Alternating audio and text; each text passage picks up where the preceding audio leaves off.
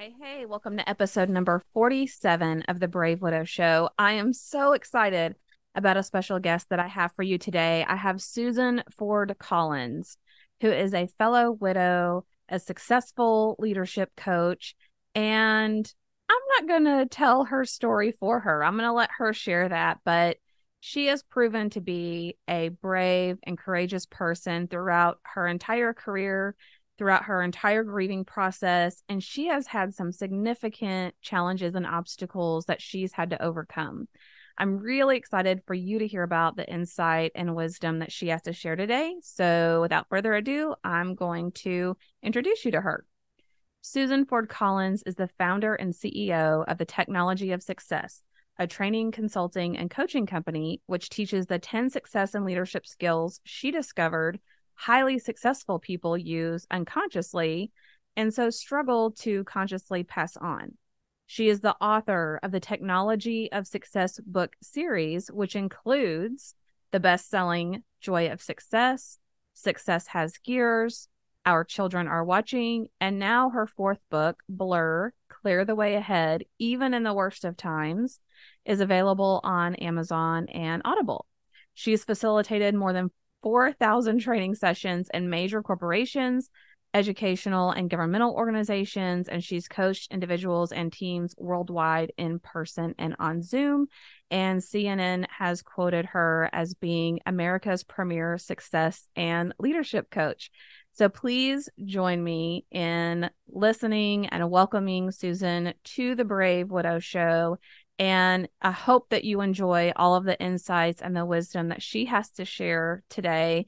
I'm really excited to get to share that with you. Hey, everyone. Welcome back to another episode of the Brave Widow Show. Today, I am so excited to host a special guest. We have Susan Ford Collins with us today. She's going to share some amazing insight and wisdom, and I'm really excited to hear what she has to share with us today. So, Susan, thank you so much for agreeing to come on the show. I'm really excited to have you here. Well, I'm delighted, and it's something that I like to talk about, although some people are afraid to talk about it, but I'm not. So I'm glad to be here. Yeah, definitely. So for the audience who may not know, I'll have read your bio before we play the podcast, but for a more personal touch, would you mind to share a little bit about you and your background and what you've done and how grief has maybe changed the path a little bit for you or expanded a new layer of what you're doing? I'd like to take it in the reverse order, if I may, because Sure. it started one day 4 years ago when a tornado and a hurricane hit our home. And it was amazing. Like, it went dark all of a sudden, and the tree fell over the house and completely covered it with leaves, so that we were in the dark and we didn't know what had happened because the hurricane hadn't even arrived yet. So that happened, and it was really a devastating experience. I mean, holes in the roof, backhoes, the whole yard had to be hauled away at great expense to me, not knowing where the money was going to come from to reimburse myself. And then a month later, my husband Albert found out that he had stage 4 colon cancer, which I was already devastated, but that was more than I could possibly, because he was this really healthy guy, younger than me, healthy. And then a month after that, my sister called and she was like, I know you've had enough, but I just found out today that I have not just one cancer, but two cancers, and they're very advanced. So this is all tornado, hurricane, Albert, and my sister Fran, all boom, all at once. And How did you feel in that moment? Like how could you even process really I everything that was couldn't, happening to I you? couldn't, I couldn't. I mean, that's why I call the book Blur, because for a long time I was in blur. I couldn't think straight. I couldn't organize my thoughts. I'd start from one direction and go in another. And meanwhile, I'm taking Albert to chemo and testing, and we're trying to find out what the way ahead for him is. And I'm having to manage all of this work that's going on at the house so we could be in the house and live in the house. We had no water for a month.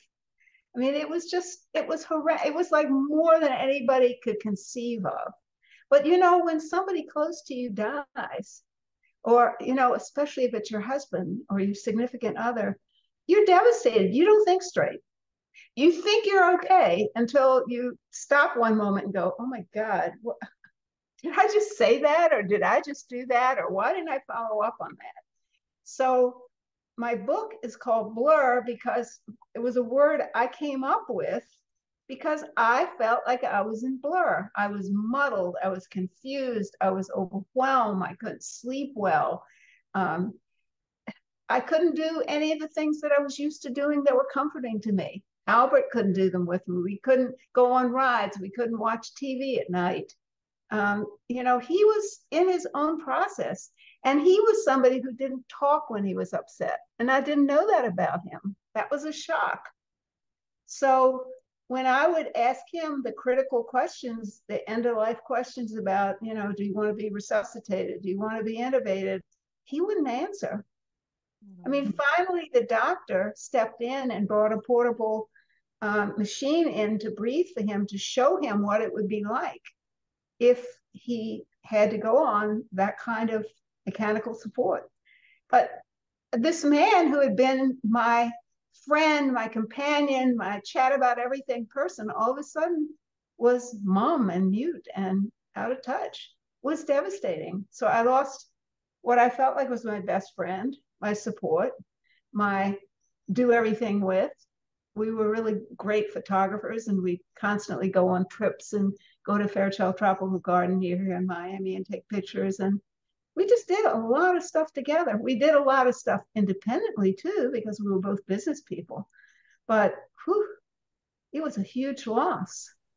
Yeah, and I can't even imagine having to watch that person who's really your other half in life just deteriorate, just not have that same close connection with you.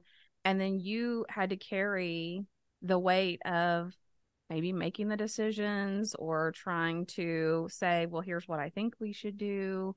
And maybe even wondering, does he understand? Is he just given up? Is I it? even wondered if he didn't love me anymore. I mean, you get kind of desperate. I mean, he wouldn't talk to me, wouldn't share what was going on with. He was stoic, and I wondered, like, what's going on? Why? What happened? There's like a wall between us, and I know the wall was facing death. I can say that now, but it didn't help to know that because I was still alone and I was lonely. I remember waking up one night from a dream, and it was about an old boyfriend that I'd had 30 years before. And it was like so romantic and close and intimate. And I started crying because I realized I was missing all of that. It wasn't there. I didn't have it. The last 2 years of Albert's life, instead of us being close and sharing everything and remembering all of our past good times, he just shut off. And it was devastating to me. I'm a communicator, so I don't know what to do when somebody won't share the most important things that are going on. Yeah, and how long was it between his diagnosis and ultimately the Two date and a of his half passing? years, 2.5 years. And when we went to the oncologist the very first time, Albert said, how long do I have? And he said, about 2.5 years. And we didn't believe it at the time, but as it turned out, that was accurate. And he had 33 rounds of chemo and a clinical trial. So, I mean, it wasn't like I wasn't taking him everywhere. He wasn't trying everything. Um, but I didn't have the closeness. And I've talked to a lot of people who've lost people who are their closest people. And people approach death differently. Some people approach death by remembering the good things and sharing and being close and talking, and some seal it off. Mm. And I found that very difficult, very, very difficult. So, what did I do? At first, I was in overwhelm and I felt like the overwhelmed caretaker. And I'm sure there are a lot of people listening to that who understand. I was taking him to his appointments. I was filling in all the spaces that he couldn't fill in.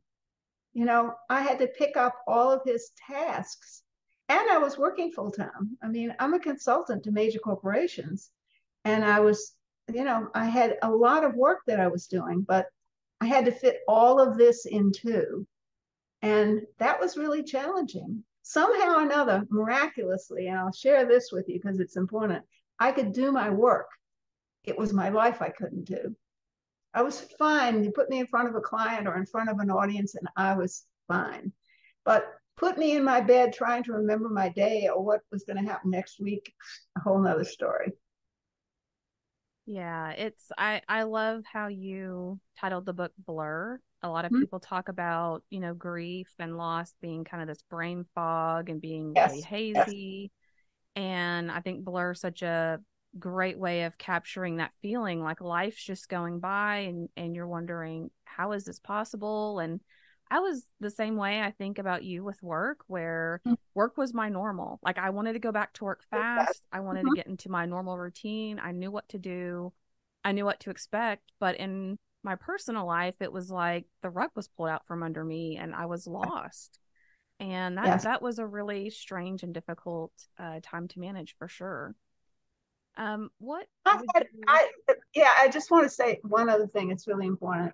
I had been a consultant to major corporations around the world. I had started my career as a research psychologist at the National Institutes of Health.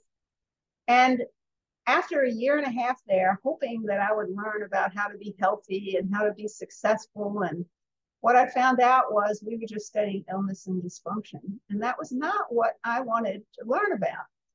So I stood up at one of our big conferences after many sleepless nights thinking about this. And I said, I think we're on the wrong track.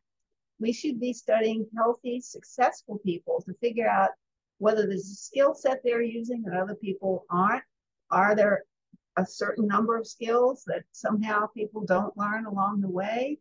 Um, and instead of having the audience go, that's a great idea, Susan, they laughed at me.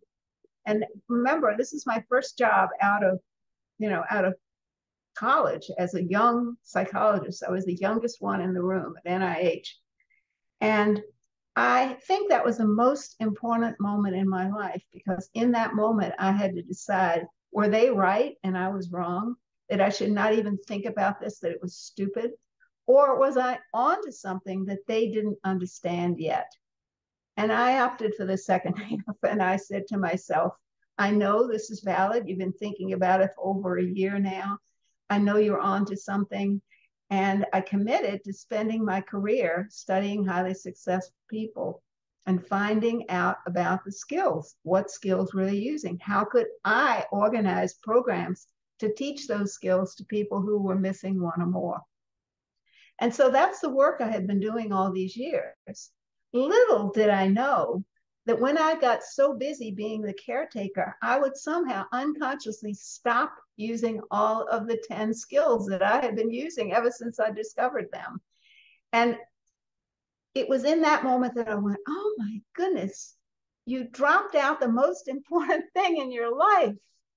And so I consciously went back to doing the things that I saw highly successful people's lives were made to work doing. So when I went back and started success filing and being aware of the success gears and all of the 10 skills, I brought myself back. And afterwards, I thought, COVID has just struck us, and lots of people have lost lots of family members and lost a lot of best friends because we were isolated from each other. We weren't talking, we weren't eating dinner together, we weren't going to restaurants and having fun. So there was a whole bunch of isolation that happened that completely threw a lot of people into blur. So I had just gotten over the deaths blur and COVID hit. But I had the skill set. Once I realized that I had the skill set and I put it to use, I said, I've got to write a book because I've got to share this. This is so important. And I did not want to write this book, believe me, because I just wanted to kind of get back to normal. But this book wrote me. It woke me in the night. It pestered me. It bothered me. It like called on, what is your life about? And you promised to do these skills and blah, blah, blah. You know how the mind works. And so I started taking dictation. I mean, that's the way it felt. It would come in as dictation. And that's what this is. This is dictation. And then when I started consciously writing the book, I started looking at who were the people during COVID who really made a difference, who were using these skills and who were sharing these skills. And I started interviewing people like the creator of Zoom, for example, or Instacart, or, a lot of very powerful businesses that came forward during COVID. And I found out they were using the skills too. So it was the reason that I'm here. It's the reason I wrote the book. It's the reason why I feel like I have something very important to give your audience. Yeah, that's amazing. And I think when you have that inner calling and the book that won't be ignored, that has to be written. And Exactly. I, I just love how you've led such a purpose driven life. And I think Yes, about how brave and courageous you were to stand up in front of all of those experts at NIH as a young person who, in their mind, probably didn't know much, and to move forward in spite of. I'm sure I And look like a stupid. I mean, I'm sure they laugh because here's this upstart coming in and telling us that we've been doing the wrong thing all these years. I understand it, but in the moment, I had to stand up to it. yeah, and I think And I'm that served really you glad well. that happened. I'm so glad that it really Yes. changed my life. It's really my reference point that if I could handle that time, I can handle any time. And, that's an important thing to know. If you can handle a tornado, hurricane, deaths, your daughter being ill too, uh, and then a book that won't stop, you can handle anything. And it's a good thing to know. It is. It is for sure. And people often say, "Well, I didn't have a choice," but I feel like you do have a choice. You could have curled up under your covers on the bed. You could have refused to try to heal and to learn and to grow. So we're not given a choice on our circumstances, but we're given a choice in how we respond and how we Exactly. demonstrate resilience and strength. But so, Susan, what would you tell, the widow that is in the blur and just feels lost and overwhelmed and like they're up to their eyeballs drowning in grief and just life? Where do they even start? That's a really good description because that's how it feels. How they start, I'd say they start by getting some people around them that are co-dreamers, people who listen to them, people that they can confide in, people that will be there for them no matter what. Maybe it's a phone call in the morning. It doesn't really matter, but even if it's two people or three people, you need people you can rely on. And I particularly needed co-dreamers because Albert, who'd been my primary co-dreamer for all of my years with him, suddenly wasn't co-dreaming. He wasn't, I couldn't get him to be my support because he couldn't support himself. So I think co-dreaming is really important. And the first success skill is something I call success filing. And that means that first you have to define success. So let me tell you what I learned from highly successful people. And that is that success has three essential parts. The first part is success is completion, the ability to complete the tasks or the plans or the projects that we set out to do, and to complete the ones we've agreed with other people that we'll do. And it's not just fishing, but it's taking a moment each day or on a regular basis to say, I said I would do that and I did. Those are magical phrases. I said I would do that and I did because it affirms your personal power. And when you're in blur, you need something, someone, but mostly yourself to affirm your personal power because you don't feel like you've got any. It feels like your feet have been cut off. So success filing is the first and most important skill. And then the other thing I realized is when we're in times like this, we try to forget. We try to forget the pain, we try to forget the circumstances, but we can't. And I was lucky when I was at NIH that I learned that we are designed, our brains are designed to remember the bad things.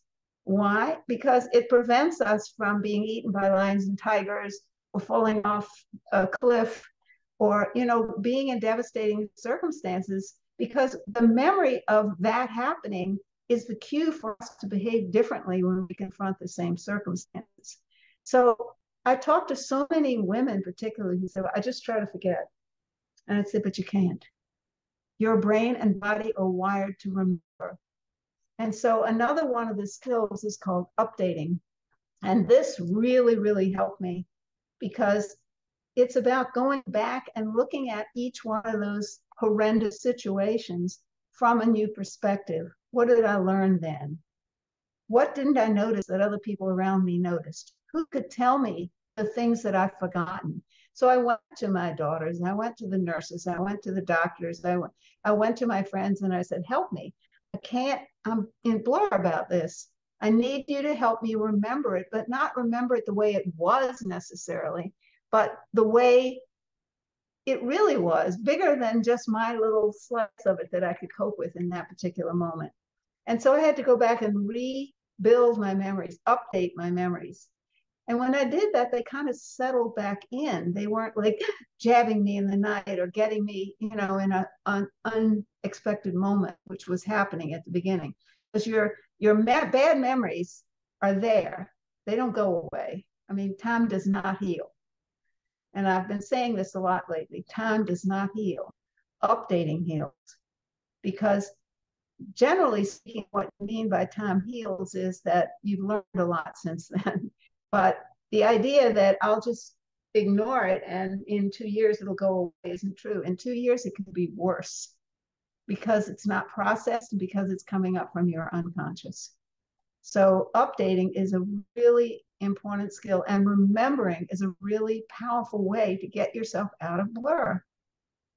And, that seemed, when I said to my editor at the beginning, he was like, what? You're telling people to remember the bad times? I said, yes, I am.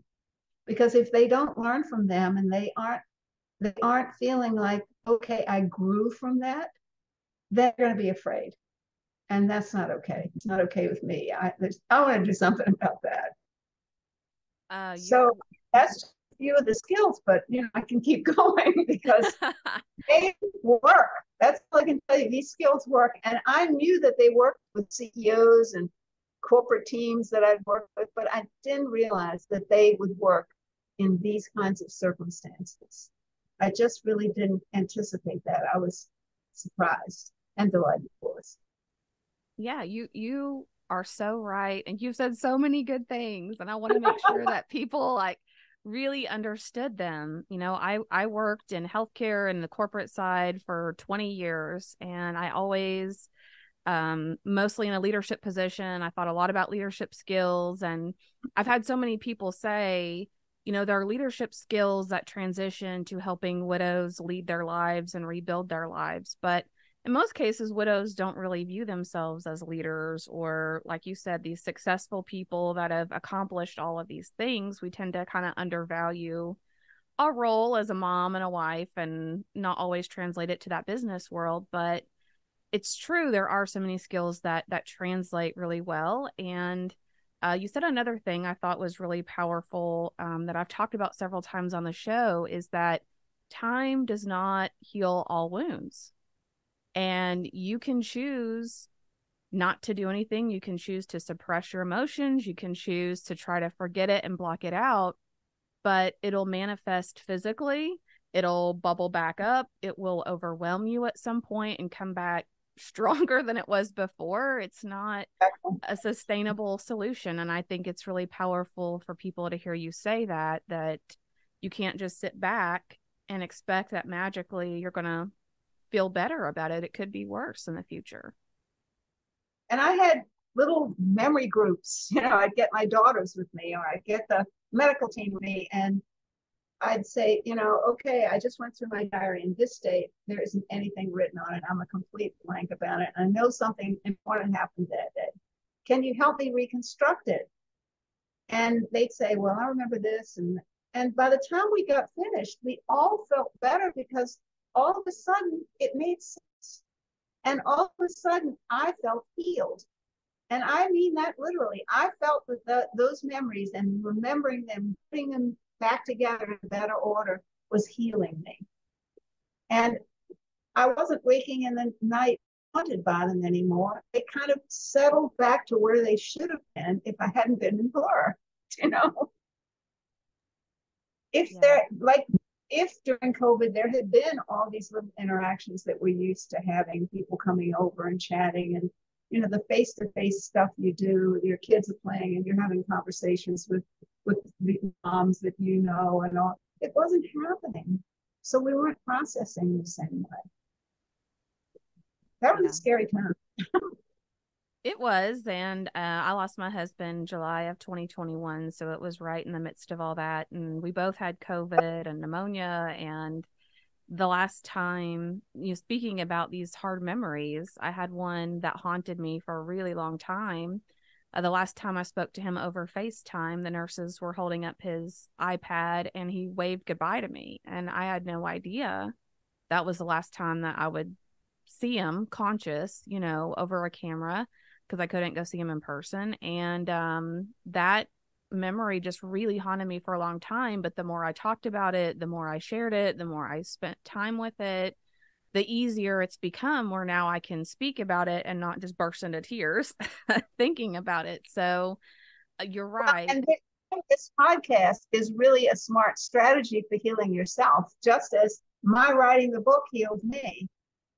And I suggest that people take notes every day, especially in those horrible times. It doesn't have to be extensive notes. I call them holo notes, holographic notes. They're little bits of a day, but the brain, we have a holographic brain, the brain that sees holes all the time, even though we're not conscious of it. So if you can remember 3 or 4 little pieces of the day, later when you're not so harassed, you can go back and reconstruct the day, or say to, as I said, to these co-dreamers, what you remember about that, and give it some perspective and make it work. So I would say taking notes during these horrible times when we're so lonely, we're so isolated. I felt like my notepad, if it was on the computer, or my piece of paper by the bed, was my friend that was holding on to this stuff for me, so that later when I wasn't so bombarded, that I would be able to reconstruct it. I'm a big note taker. I mean, I'm looking right now at my Ben Franklin planners up there, and it's like I'd spend time every day remembering the day before and thinking about the days ahead. And that's something I highly recommend, because when you're in blur, you tend to be floating in nothing. You're like, the days just get all muddled, the weeks get all muddled.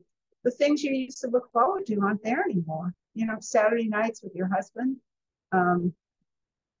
sitting and watching your favorite TV show with your husband. I mean, they don't sound like big things, but to me, they were the biggest things. They were the hardest things. Eating with him, sharing my grandchildren with him. I mean, he was a fantastic grandfather.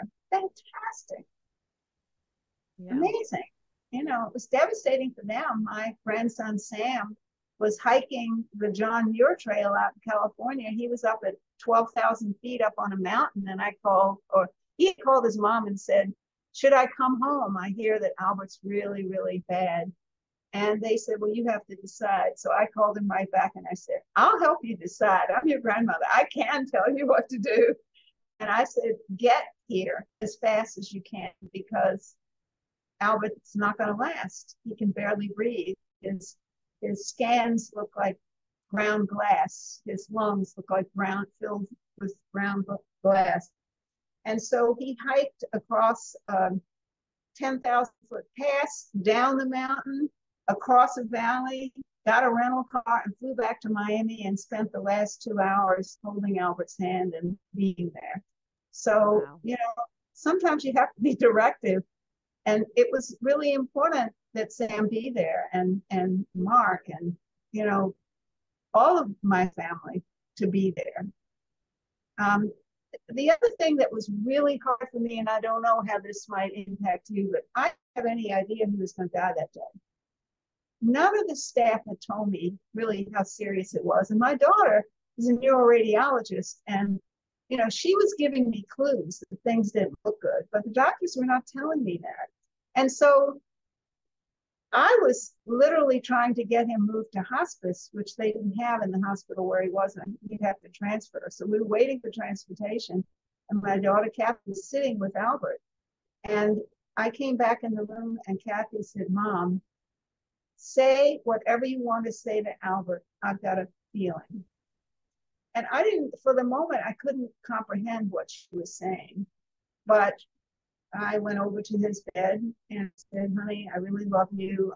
You're quite a fighter. I'm proud of you for the battle you put up to live. And I love you. And I've loved being with you all these years. And just as I'm saying that, his eyes went back in his head. And I said to the nurses there, it's like, what happened to his eyes? And, within a couple of minutes, they pronounced him dead. But I was not prepared. And I would say, if you're with somebody who's, we don't know whether it's terminally ill or not, but they use that term. I mean, some people pull through miraculously, But if you think there's a chance that somebody's going to die, say everything you want to say and say it often.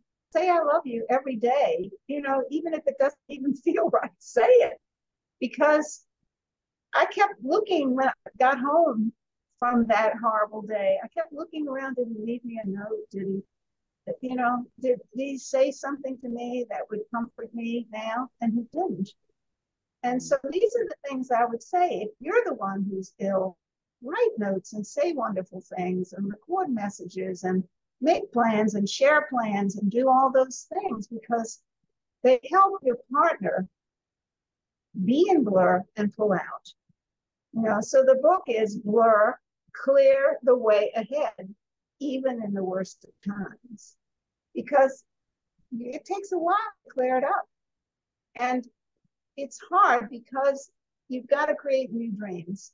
And that sounds easy, but it's not, because you're creating new dreams without your key player in them.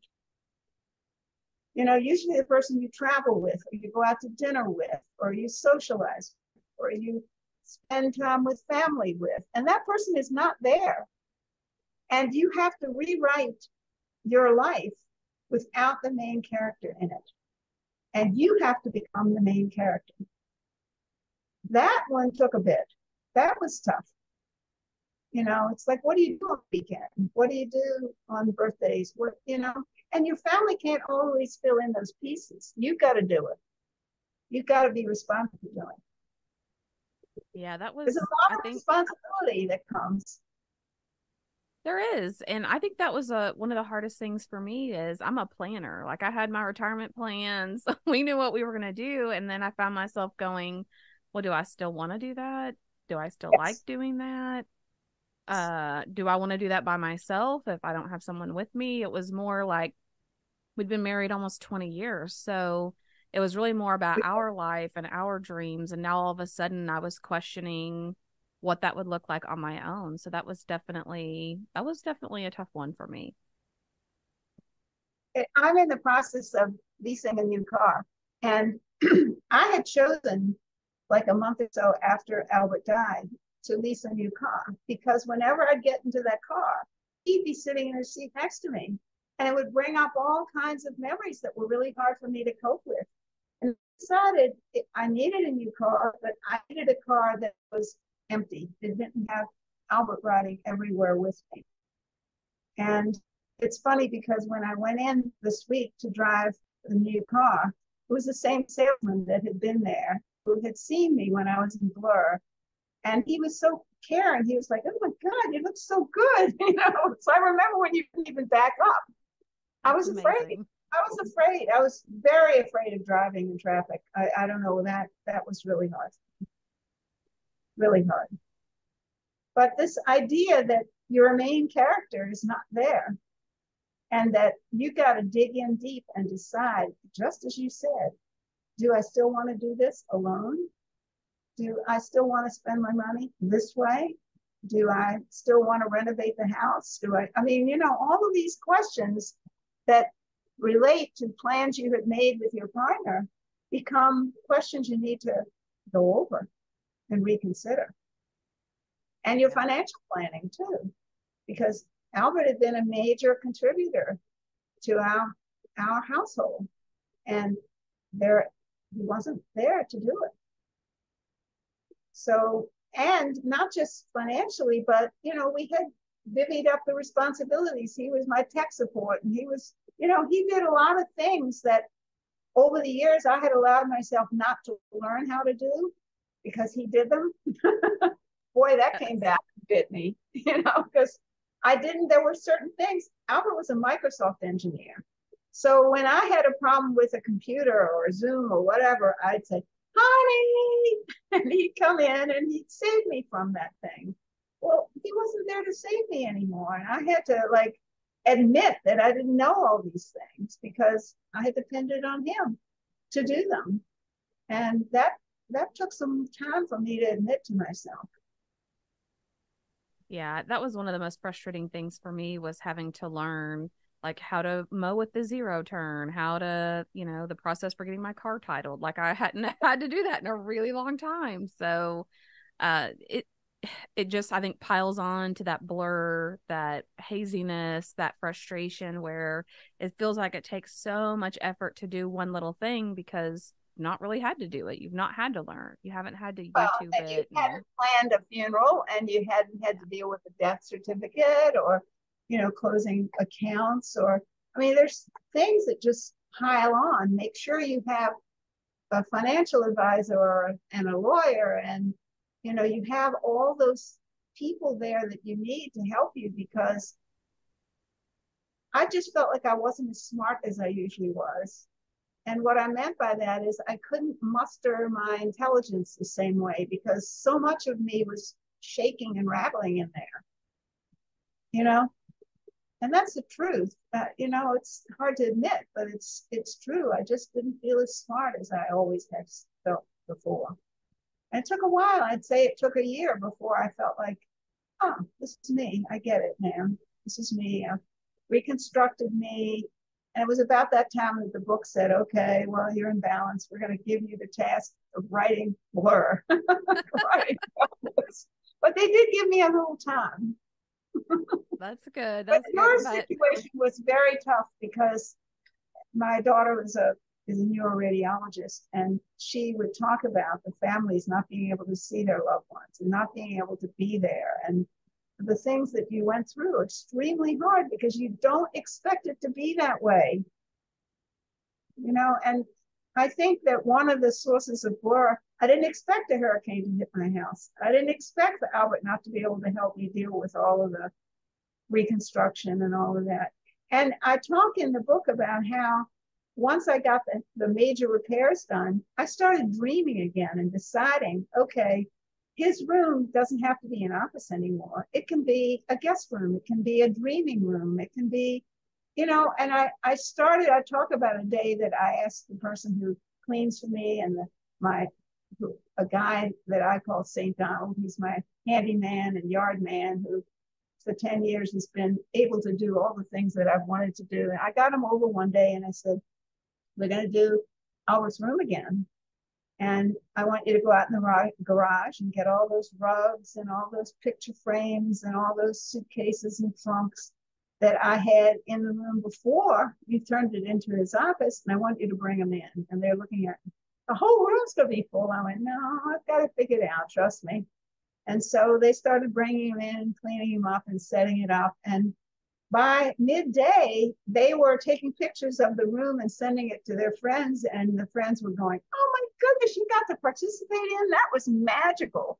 So, it's like you have to get over yourself and start dreaming again.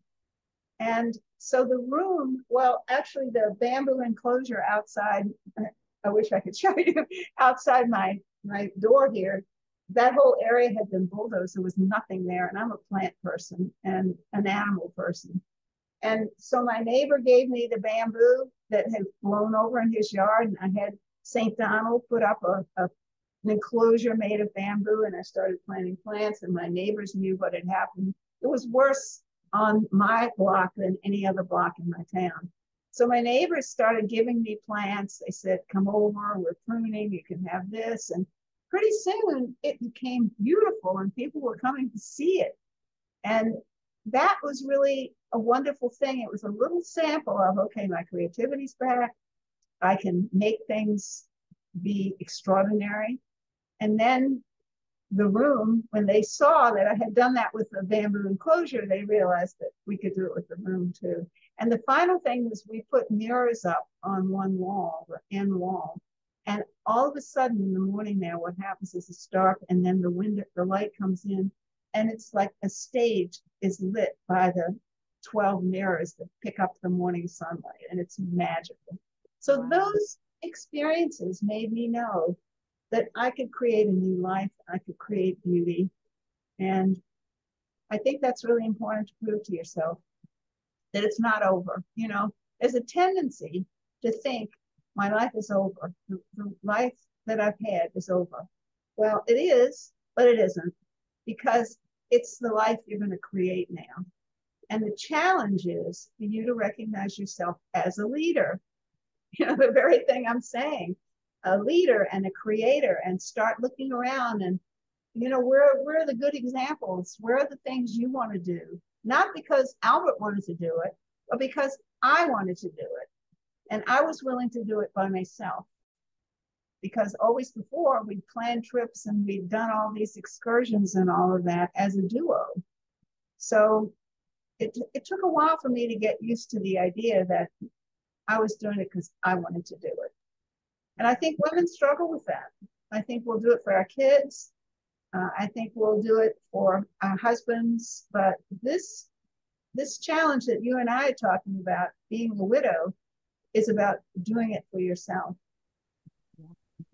Yeah, and I do know several women struggle with that or really struggle to think of themselves as a leader, as a take charge kind of a person. But, you know, I'm just listening as you talk, and you have such joy in your voice and in your words. And I completely resonate with you that there's a period of time, especially in the beginning, that you're thinking, I'll never be able to laugh again. I'll never be able to experience something good and it not be overshadowed by this cloud of sadness and despair. And I wish my person was here. But you and I are living proof that you can have joy again. You can dream again for the future.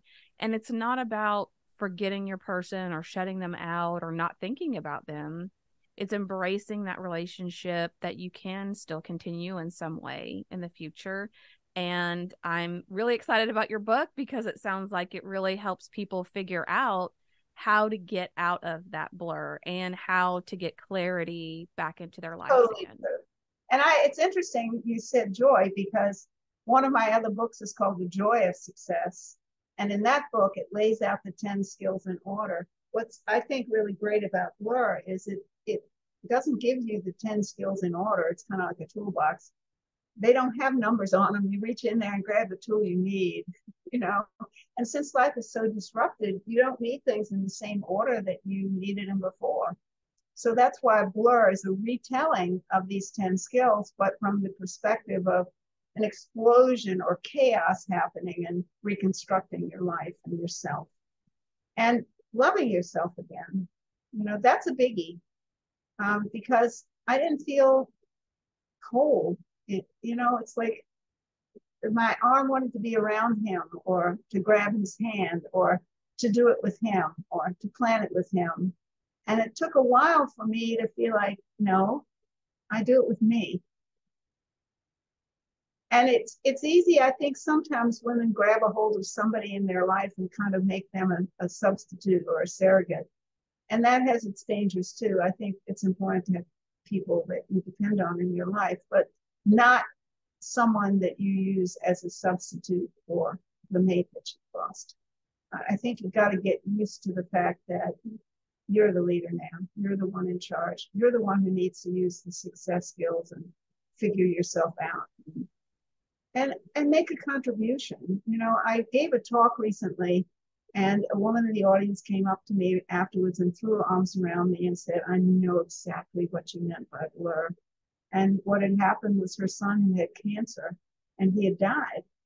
And she said, everything that you talked about, all the shock and the uncertainty I went through. And I said, I hear that you set up a charity or an organization that helps parents who have kids who die of cancer. And she said, yes. She said, I've taken everything I learned from this experience life handed me, and I'm trying to help other people. And I heard such good things about the work that she was doing, and how she knew firsthand what somebody in that situation would need.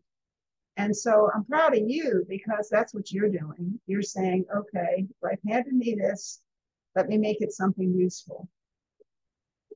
So I think Well, you and I are alike on that one. We want yes, to contribute. definitely. Thank you. We want to Yeah. contribute. We don't need to run from it. We licked their wounds, we bandaged up and put on crutches and whatever we had to do temporarily, knowing we'd take it all off and just keep going again. Yeah. Yeah, I remember thinking that the pain was so raw and so horrible that I didn't know how people could walk through that alone. And I never wanted anyone to feel like they had to and they didn't have the resources and the understanding and support. So thank you so, so much for coming today and sharing your time and your great insight. If you don't mind, if we'll put it all in the show notes, but if you'll tell people how they can find you, how they can find your book, the best way to reach out to you, then I would love for them to be able to connect with you if that's what they like to do. Well, Susan Ford Collins. I'm very easy to find. I'm all over the internet. I have a website called Susan Ford Collins. I have a website called The Technology of Success, which is the 10 skills. I have 7 books on Amazon, including Blur. And Blur is also available in Audible. I went back and recorded the whole book myself, my voice. So, if we've made a connection now, I hope Blur will connect you up to the book. And that was tough, telling the whole story in a recording studio. I mean, that was another level of healing that I went through. But I also have something called Short and Sweet Secrets of Success. They're little 2 to 3 minute video clips that tell you the skills or parts of the skills.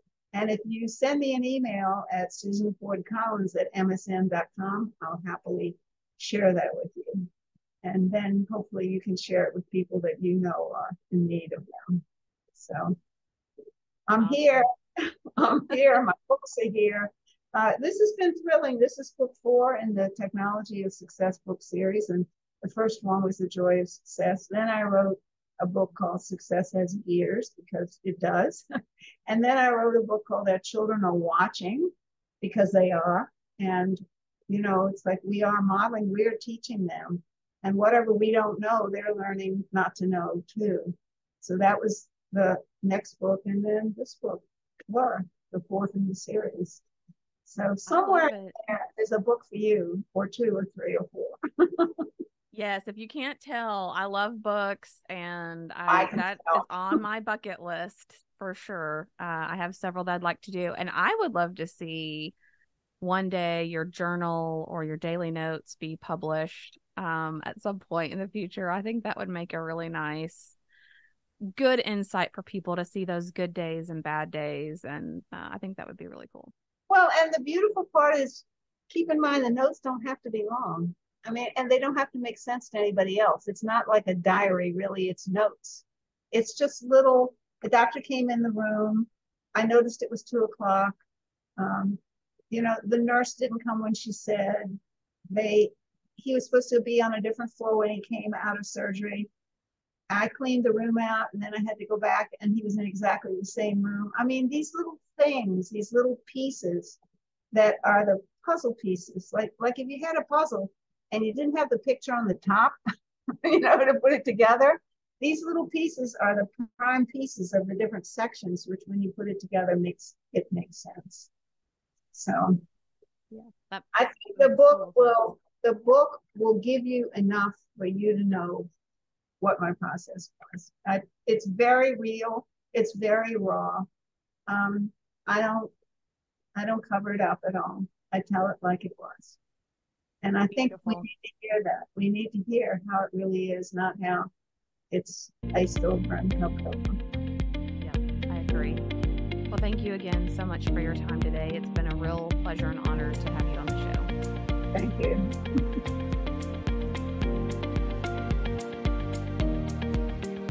Hey guys, thank you so much for listening to the Brave Widow podcast. I would love to help you take your next step, whether that's healing your heart, finding hope, or achieving your dreams for the future.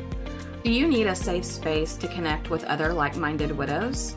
Do you wish you had how-tos for getting through the next steps in your journey, organizing your life, or moving through grief? What about live calls where you get answers to your burning questions? The Brave Widow membership community is just what you need. Inside, you'll find courses to help guide you, a community of other widows to connect with, live coaching and Q&A calls, and small group coaching where you can work on what matters most to you. Learn how to heal your heart, find hope, reclaim joy, and dream again for the future. It is possible. Head on over to bravewidow.com to learn more.